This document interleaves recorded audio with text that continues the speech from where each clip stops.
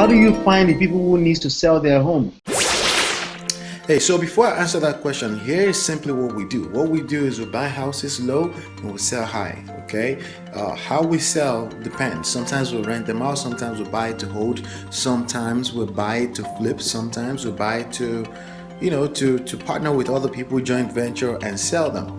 Our target market are people with distressed properties, distressed owners, people with properties that they don't want any longer, okay? So we get in, we buy it. Sometimes they're owing a lot more than what the property is worth, okay? That means they're underwater. So we have to approach the bank, the mortgage bank, and negotiate with the bank what we call a short sale. When we negotiate a deal, we turn around, we sell it for a profit. We sell it for extra $10, $20, $30, $82,000. And sometimes as simple as $5,000, and that's how we make profit. And we help a homeowner that's distressed get rid of a house. So let's go ahead and answer that question right now. How do you find the people who needs to sell their home? Good question. I don't know who asked that question, but that's a good question. And we answer that question in one of the modules in marketing, okay? But primarily, my favorite right now, and the only one I'm going to propose to my students, if they haven't made their first deal, of course, is bandit signs, okay? So the signs that says we buy houses on the streets. You can put them on a stake, just like the politicians, and put them in the yard, or you can put them in urban area on the pole. Okay, if you don't see it in the area, don't put it there. Don't be the first to put it there, right? But if you see that there are other signs like we buy junk cars, you've seen those things around. If you've seen a politician sign on a pole, then you can put yours. Okay, but typically I put them. We have them put on, let me say we have them put, because I don't do them myself. We have them put on at traffic lights, okay? Because people are actually stopped for a minute, okay? And they have time to take a snapshot. It's even easier than when I started. When I started, there was no snapshot in 2005, right? But now people can take a snapshot with their phone and then call you later. They can take a snapshot and send it to their friend who is an out-of-state owner, and then call you. That's a lead. They leave a voicemail.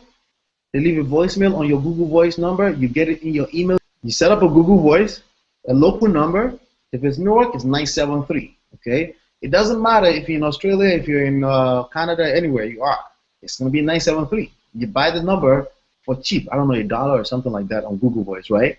That you pay for it. You get a voicemail. It's actually transcribed. The voicemail is actually transcribed if it's clear enough. Okay, everything we did to get it to a closed deal is everything we covered in the course. Short sales, putting it under contract, what kind of contract to use, all of that stuff is there.